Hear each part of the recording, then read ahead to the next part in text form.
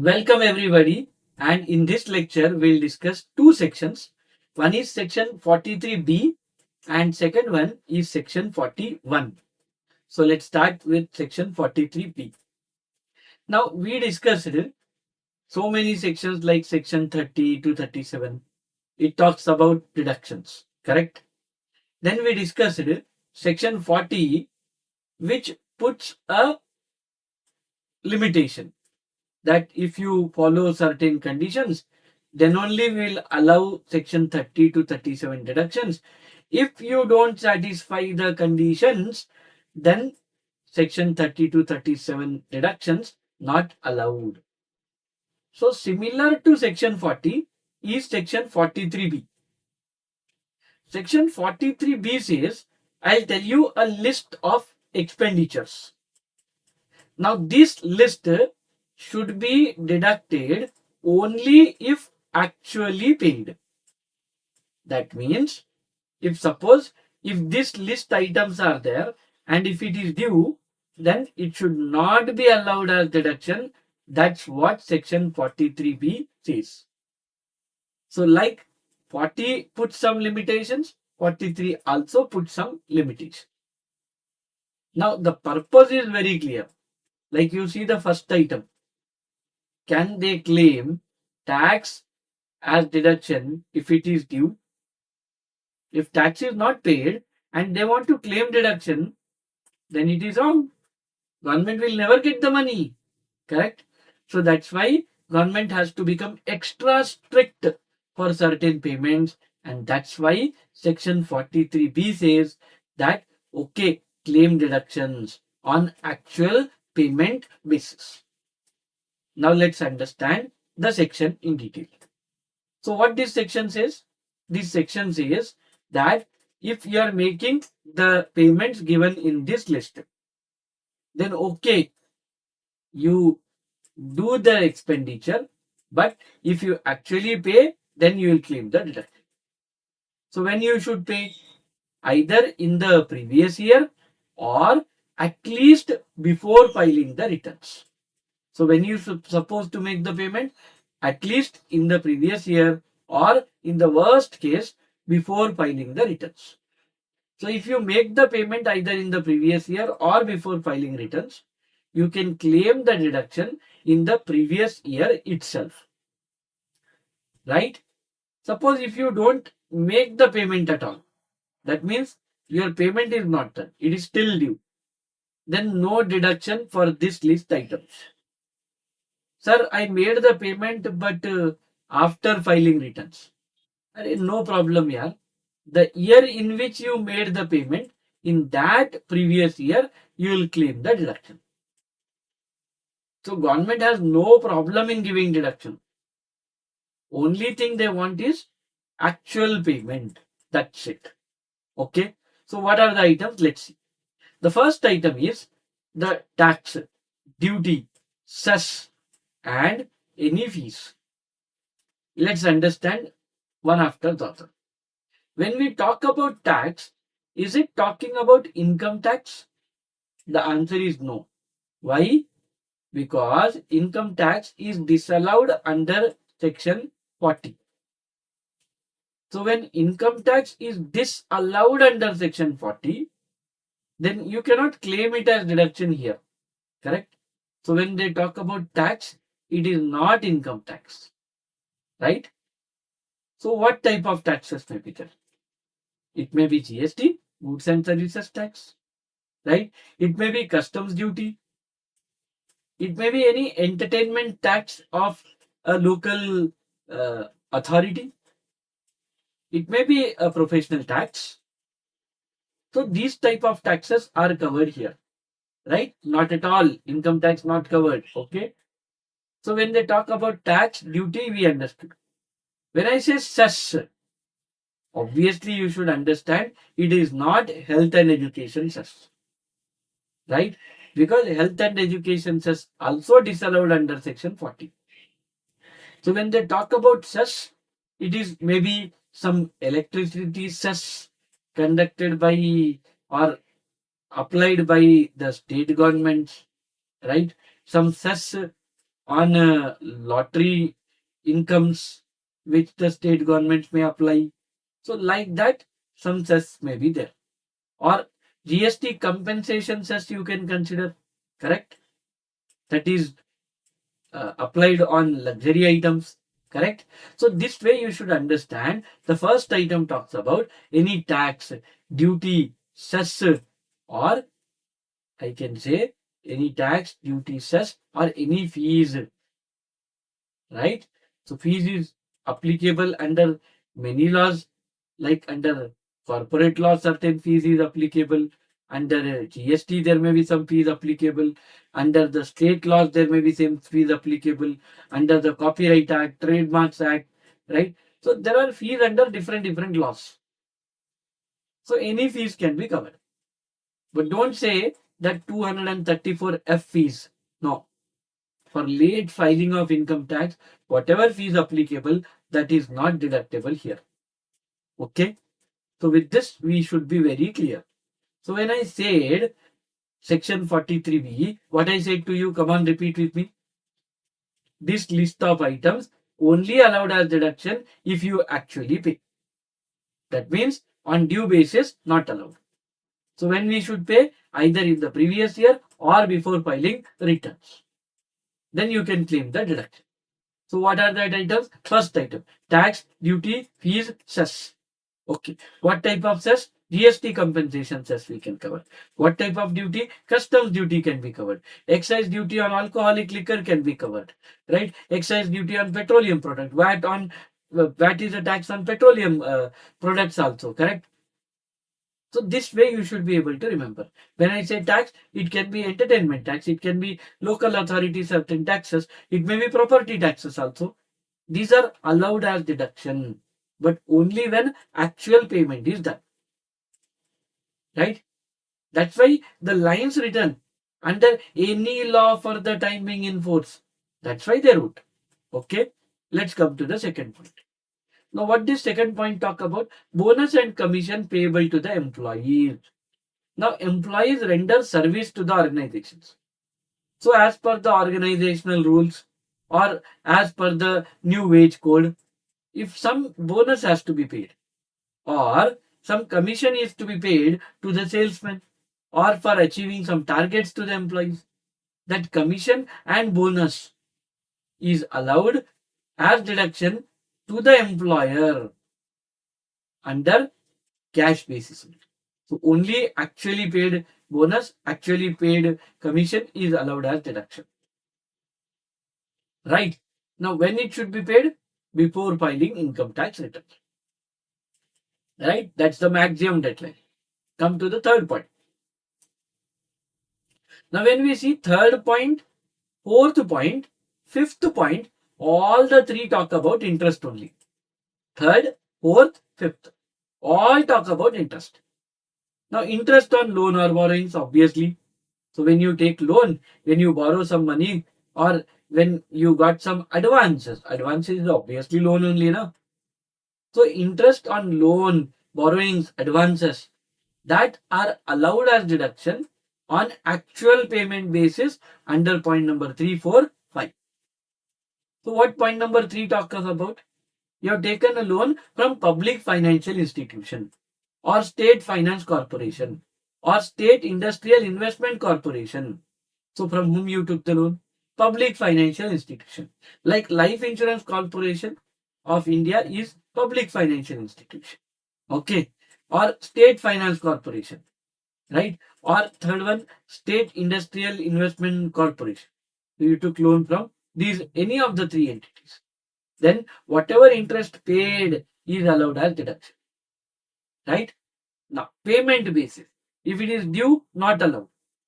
Right? If it is paid after filing returns, not allowed in the current previous year, but allowed in the year in which it is paid. Like this, you should be able to answer. Now, coming to point number 1, done, 2, done, 3, done, right? Fourth, we'll do. Now, fourth talks about that if you have taken any loan, on that you have to pay interest. Now, from whom you took the loan? You took the loan from notified class. of non-banking finance companies. Now, who will notify? Obviously, central government will notify in the official gazette, right? So, if central government has notified non NBFCs, non-banking finance companies, that NBFC's loan, if you are paying interest on that, that interest is allowed only on actual payment basis. But it more likely depends on the agreement between the parties, the terms and conditions between the parties. So obviously, any bank, any NBFC will be interested only to force the person to pay. So that's why simply remember like this. Ignore about agreement, ignore about terms and conditions in point number 4, 5, 6. Ignore about that because our exam don't bother. And in real life, what happens? I already see that every bank, every financial institution will force you to actually pay. For that, they'll definitely insert a clause in their agreement that only on payment deduction under income tax should be allowed. Right? So payment makes compulsory. Now let's continue with the discussion. What it talks about. So notified class of NBFCs, non-banking finance companies. Like you would have thought about Bajaj Finance. It is a non-banking finance company. Tata Capital, Aditya Birla Capital, Mahindra Finance, right? What are all these? These are not banks, but they can lend money to you, right? So in that case, this type of NBFCs, when they give loan to you, you pay interest on that. That is allowed only on actual payment. But that NBFC should be notified by the central government, right? Next point. The point says that is it a scheduled bank like State Bank of India is there, Union Bank of India is there? These are scheduled banks actually, right? Obviously, if it is listed in the schedule as scheduled bank, it is scheduled bank or any cooperative bank. So you have taken loan from them. You have to pay interest to them. So only on actual payment basis, you will get the deduction. That's it. But when I talk about scheduled bank and cooperative bank, don't include primary agricultural credit society. So primary agricultural credit society not included. Or primary cooperative agricultural and rural development bank. This also you don't include. So that means if you have taken a loan from State Bank of India, Union Bank, or any cooperative bank like Deccan Gramin Bank is there. Deccan Gramina Bank. When they say Gramina Bank, automatically what it comes? Okay, Gramin. It's allowed. It's a cooperative bank. That's it. Right? So when they speak about a cooperative bank or when they speak about a scheduled bank, then you have to pay interest and on actual payment only you can claim the deduction. Okay. But suppose if it is a primary agricultural credit society or if it is primary cooperative agriculture and rural development bank, then the deduction is allowed even if it is due. Even if the interest is due, still you can claim the deduction for these two. What are the two? Primary agricultural credit society, primary cooperative agricultural and rural development bank. For these two, even if it is due, you can claim the deduction. But for nationalized banks, for scheduled banks, sorry, and for cooperative bank, only on actual payment basis. So now you are clear with 5 points, correct? 6th to 7th point talk about employees only, right? Employer-employee relationship. So generally, some employees don't take leaves. They work even on holidays. So employer allowed the employee to take holiday, but he did not took. He worked. So if you are working on a holiday, the employer will pay to you. The employer will pay to you. So if the employer pays to you for the holidays, we call it as leave encashment, leave salary, right? leave salary, leave encashment, like that the words are used. So if you have credit of leaves and you are getting money for it at the time of retirement, then that is deductible to the employer only on actual payment basis. So if employer paid it to the employee, then he can claim deduction. Now, many a times what happens, the employers or every employer under the law is required to contribute to the provident fund or to the ESI. ESI means employee state insurance, or to the superannuation fund, or to the gratuity fund. Now, if employer has to contribute here, he has to pay. Without payment, can employer claim deduction? The answer is no. So for ESI, EPF, provident fund, gratuity fund, actual payment by employer is required to claim the deduction. Otherwise, deduction not allowed. If it is due, not allowed. Right? This way you should remember. Now, railway assets you have put to use. Suppose you took some railway land on lease and you have to pay the rent for it. Then you actually make the payment, then only you will claim the deduction. If the payment is due to railway company, right, Indian Railways, it's not allowed as deduction. So only on actual payment basis, you will claim the deduction for the assets of railway used by you. So mostly it is lease of railway assets, right? Renting of railway assets. What happened is, because railways is government and private players were to take the property on rent lease, they don't pay the rent on time, they delay, right? And government administration always lazy, so they don't recover so fast. So this way, government was not able to recover the rental dues of railways. So to actually lock the payers, the tenants, what they introduced, that you actually make the payment, then only you can claim deduction under income tax. This way we understood all the 8 points. So what is the 8 points? Come on, remember. From that I am going to discuss section 43B. Hey, what it says, actual payment, then only you can claim deduction. When you should pay, in the previous year or before filing returns. So if it is due, can you claim deduction for these items? No. If you pay after return filing, no problem. You claim deduction in that year, not in the current previous year to which that item pertains, that expenditure pertains. Okay. What are the 8 items? First item is tax, duties, as fees.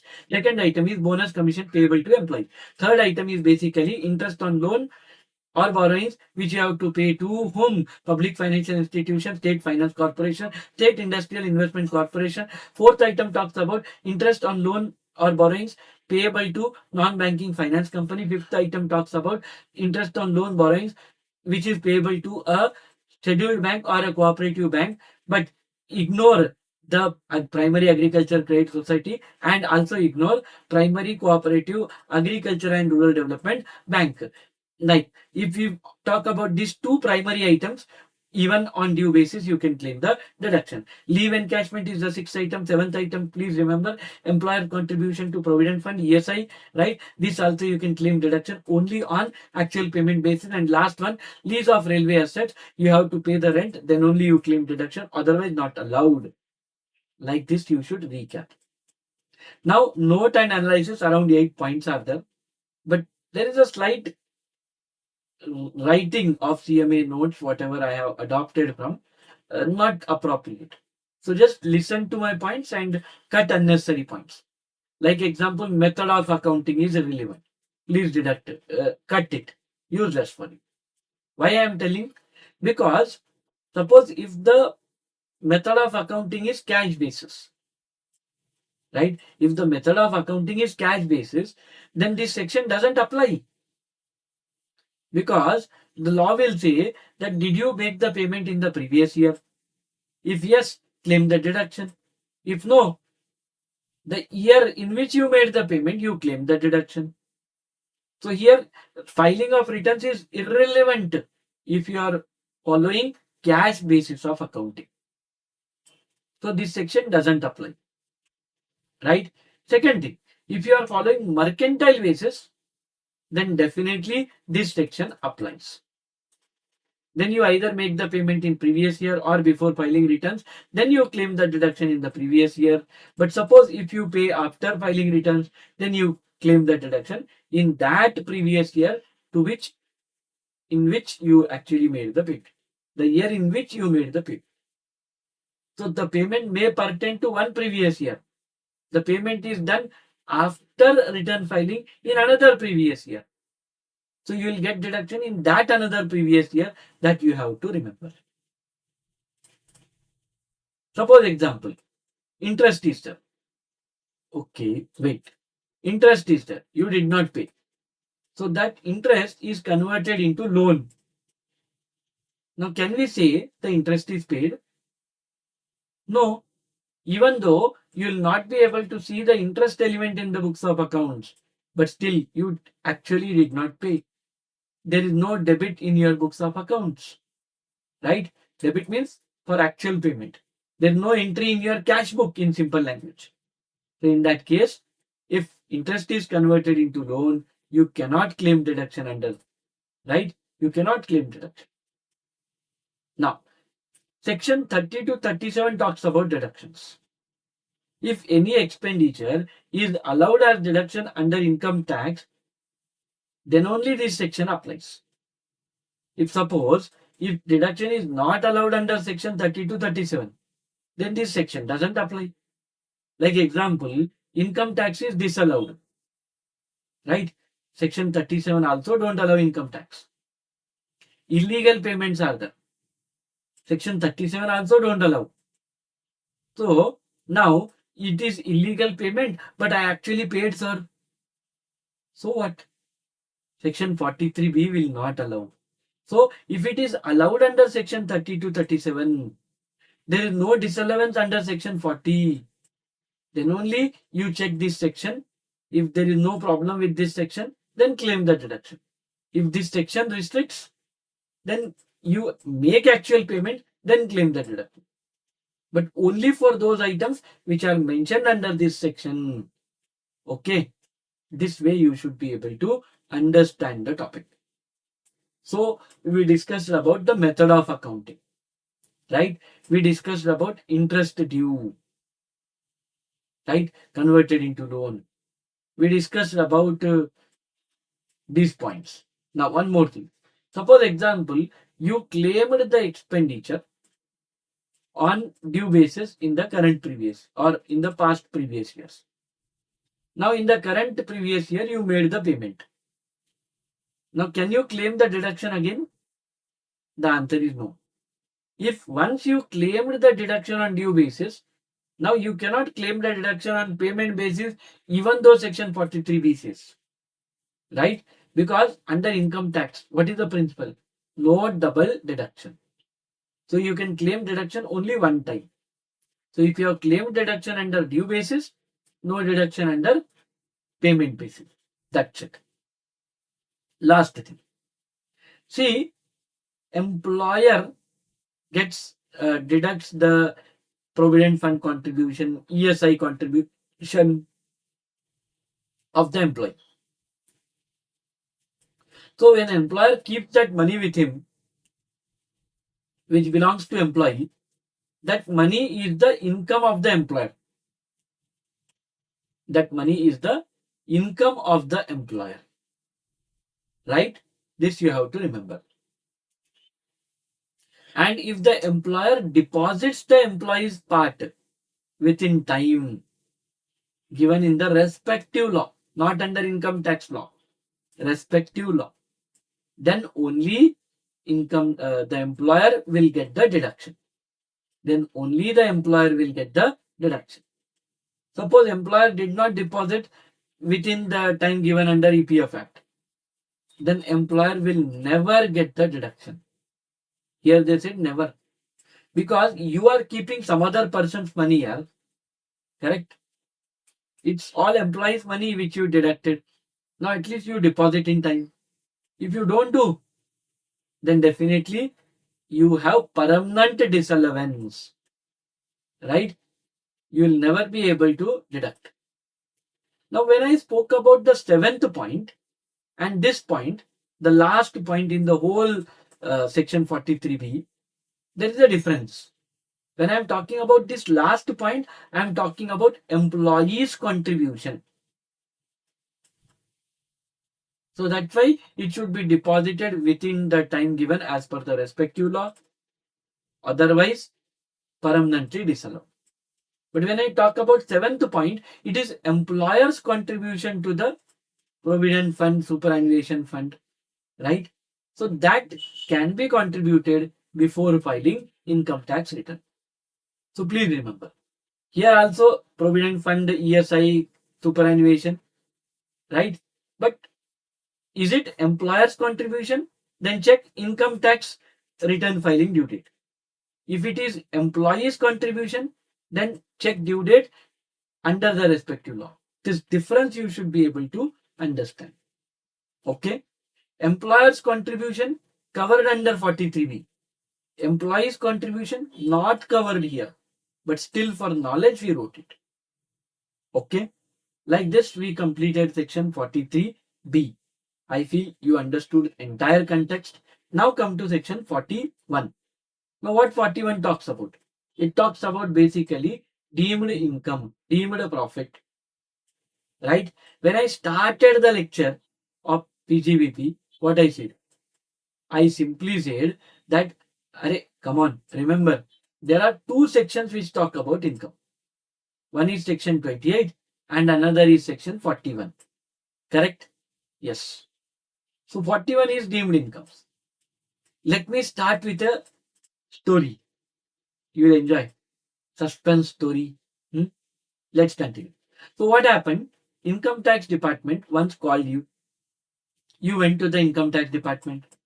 Income tax department said, after checking your banking details, we are able to identify that you have 8 lakhs receipt in your books of, in your bank statement, which you did not show in your income tax return. Why so? Now you will say to income tax department, sir, that 8 lakhs is not current year income, sir. That 8 lakhs actually many years back, my father gave credit to somebody. He did not pay at that time. So now we recovered it.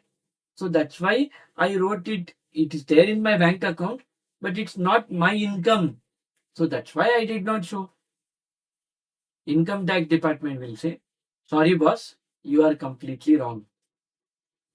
If it is a discontinued business under section 176, 3A 176, subsection 4, if it is a discontinued business receipt, right, recoveries, then it is taxable as deemed income under section 41. So that's why we'll include it in your income and we'll ask you to pay tax on it.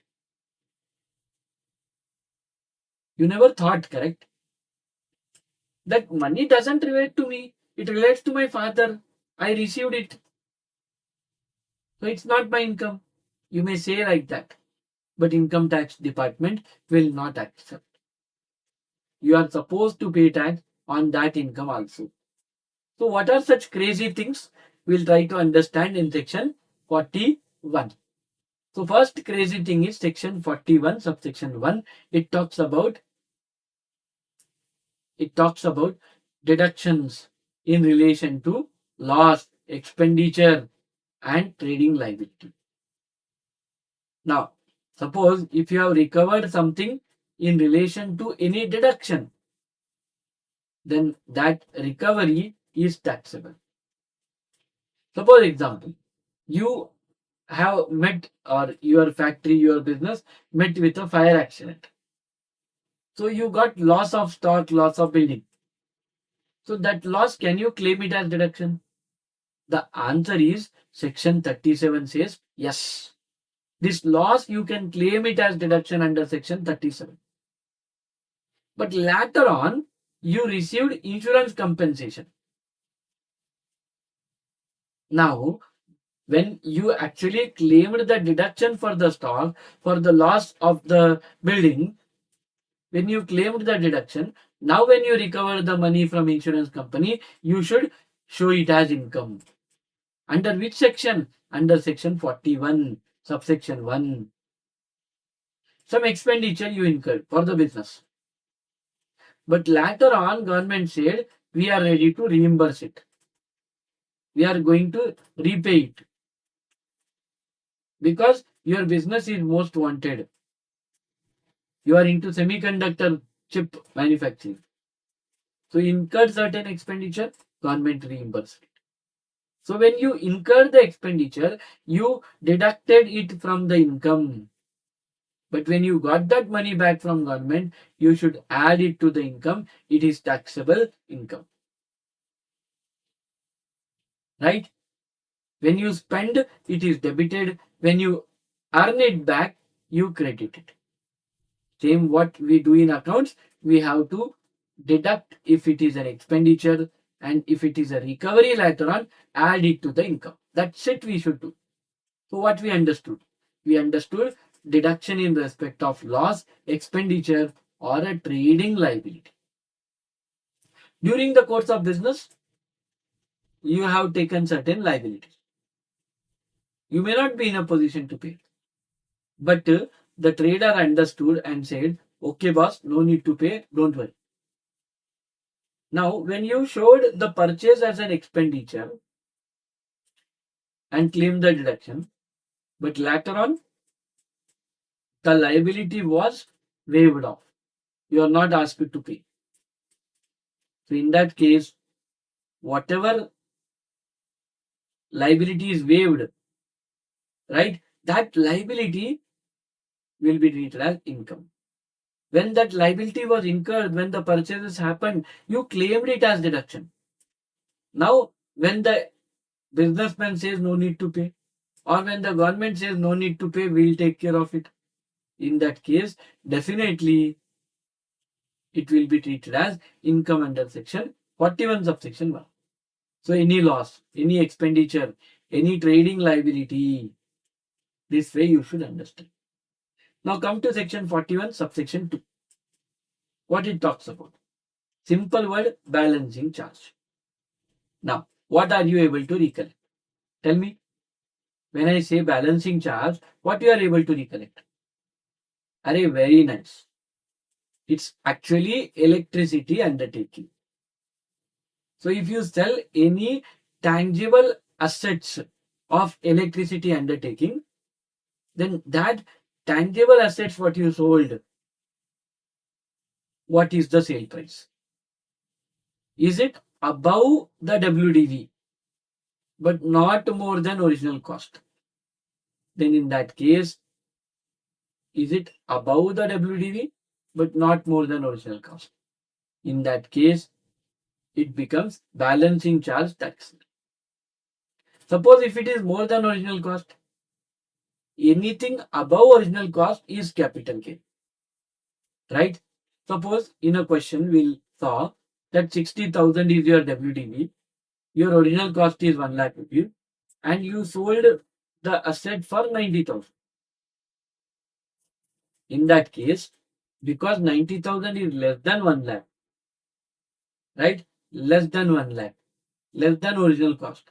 So 90,000 minus 60,000, 30,000 becomes taxable income. Now let me continue with the second example. Suppose you got 1,20,000 as the sales revenue. Then 60,000 to 1 lakh, 40,000. That means WDV up to original cost is your income under balancing charge. Okay. And I'll tell you that above 1 lakh, that is 20,000 is there, no? That is capital gain. Right? This way you should understand. So we understood section 41 talks about deemed income. They're actually not the incomes. Suppose if it is actual income, then we'll say normal income. We'll keep it under section 28.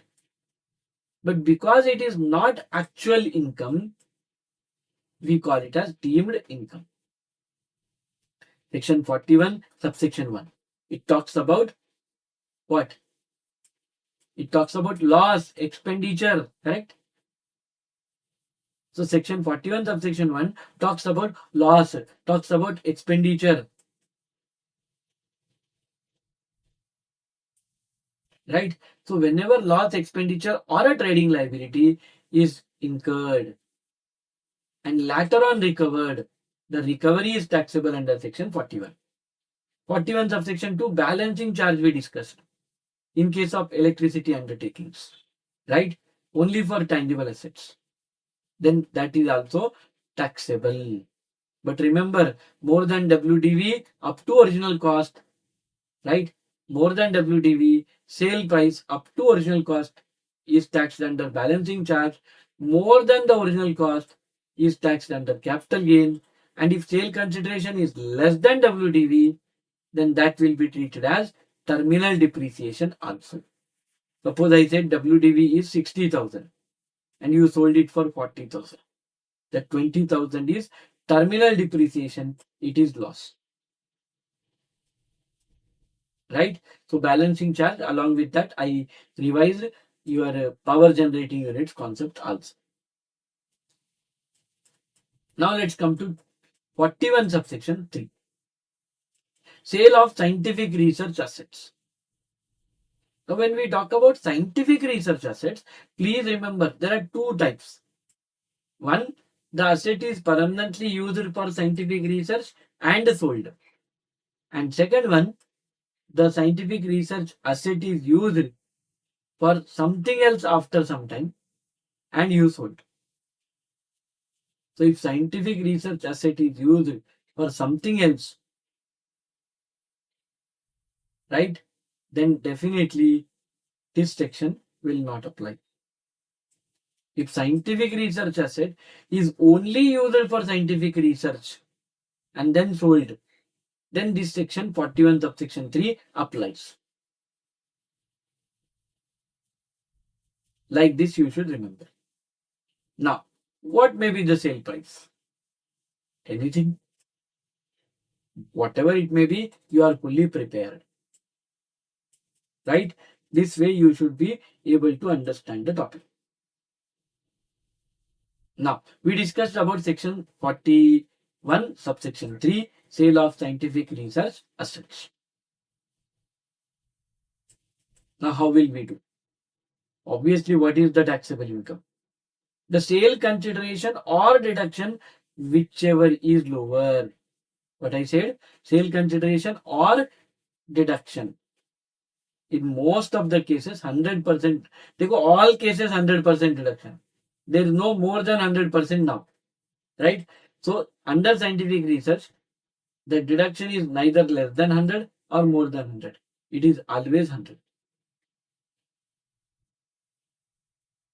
Now, this scientific research asset you did not use for any other purpose, neither for administration, neither for any other. You directly sold it. In that case, when you sold it, there will be some income. Right? So, how much income should be considered and taxed under section 41 subsection 3? Sale consideration or the deduction already claimed, whichever is higher. Sorry, whichever is lower. So sale consideration or deduction claimed, whichever is lower. Now, 41 subsection 4, let us discuss about. It talks about special reserve, correct? Yes, it talks about special reserve. So what is special reserve? Generally, finance companies like infrastructure finance companies, they give loans to infrastructure organizations who are into manufacturing, who are into construction. To them, they give loans. And it is generally for very long periods. So, whenever the finance companies contribute to the special reserve, they get deduction under section 36. But suppose if the money from special reserve is withdrawn, if suppose money from special reserve is withdrawn, then what I want to tell that whatever withdrawn money is taxable under section 41 subsection 4A. right? 41 subsection 4a. Now what we discussed? We discussed about deemed profit, deemed income under section 41. First one we discussed 41 subsection 1. 41 subsection 4 I forgot. I'll repeat, don't worry. Okay. So 41 subsection 1, what it talks about? Deduction in respect of loss, expenditure, right? Or a trading liability where you recover the amount. 41 subsection 2 talks about balancing charge, right? When you sell a capital asset of an electricity undertaking, any income above WDV but up to original cost is your balancing charge, business income taxable. 41 subsection 3 talks about sale of scientific research asset used only for scientific research, not for any other purpose. So in that case, what is the taxable amount? Either sale consideration or deduction, whichever is lower is your income. Right? This way you should be able to understand. Right? Then we have to understand. Next thing we discussed about section 41 subsection 4. Recovery of bad debts. I actually forgot this point. I'll repeat, don't worry. Recovery of bad debts. Section 41 subsection 4. So suppose example, to call it as bad debts, it should be first treated as income in the books of accounts. So once we treat it as income, like example, credit sales is your income, right? Once you show it as income, then only you can consider it to be for bad debts. You can claim bad debts for it if you are not able to recover, right? This way you should be able to understand. So credit sales, it was treated as income. Later on, you did not recover. So that's why you treated it as bad debts. But when you treated it as bad debts, you claim deduction under section 36, right? When we claimed it as deduction for bad debts under section 36, we claim deduction. But later on, if that bad debts are recovered, right? उसके अंदर का राम जग गया, right? The defaulters, spiritual enlightenment happened, and that person came back and said, "This is my dues. I'm paying to. We are paying to you." So what did you understand? So recovery of bad debts is taxable. Now we have to understand 41 subsection 4a, special reserve. I just discussed it, so will not waste time. Infrastructure finance companies actually give long-term loans.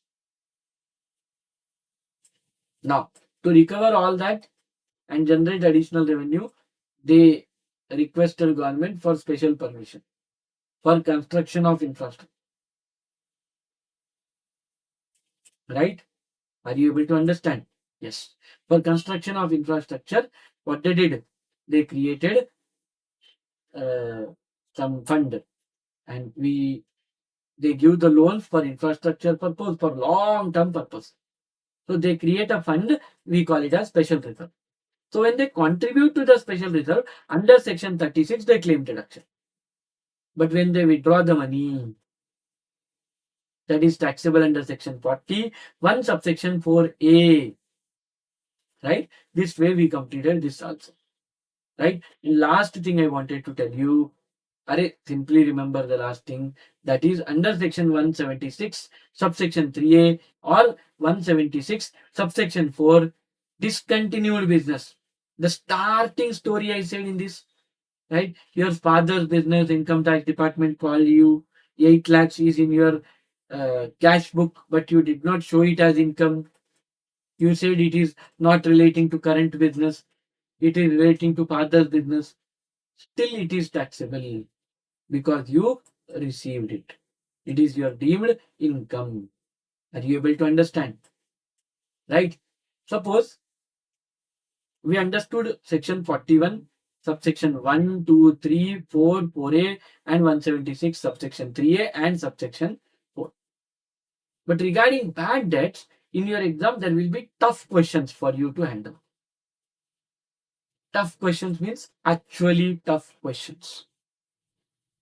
So how will you do these adjustments? For that, I want to give little hint and we'll go to the next video after that. Listen carefully. Suppose in your P&L account in the past, you showed bad debts of rupees 1 lakh, and in the current year, they say that you received that same 1 lakh. Then obviously you treated it as bad debts. Now you recovered it. So no problem. We'll add to the income and 1 lakh is taxable. That's it. But suppose in the last years, in accounts, 1 lakh was shown as bad debts. But income tax allowed only 80,000 as bad debts. Then what will happen? So in income tax records, only 80,000 is claimed as bad debts. So suppose you recovered 60,000 rupees. You recovered how much? 60,000 rupees. So now you will recover bad debt money first or good debt money first? Obviously good debt money, na? Right. Very good. You understood correctly. So if 1 lakh was actually bad debts as per you, income tax did not consider that 1 lakh as bad debts. They said only 80,000 bad debts. That means 20,000 is good debts. Correct? Now when you recovered 60,000 rupees, income tax says we'll tax entire 60,000. Now you will ask income tax department, Babu, suno to jara, we are Ganesh sir student. So out of these 60,000, 20,000 is good debts. Only good debts, right? When 20,000 is good debts, no need to show it as income, right? But what about the balance 40,000? That will be treated as income, right? And under section 41 subsection, and that is taxable. So like this, you should be able to understand each and every topic, right? We'll meet in the next video. Till then, take care. Bye bye everybody.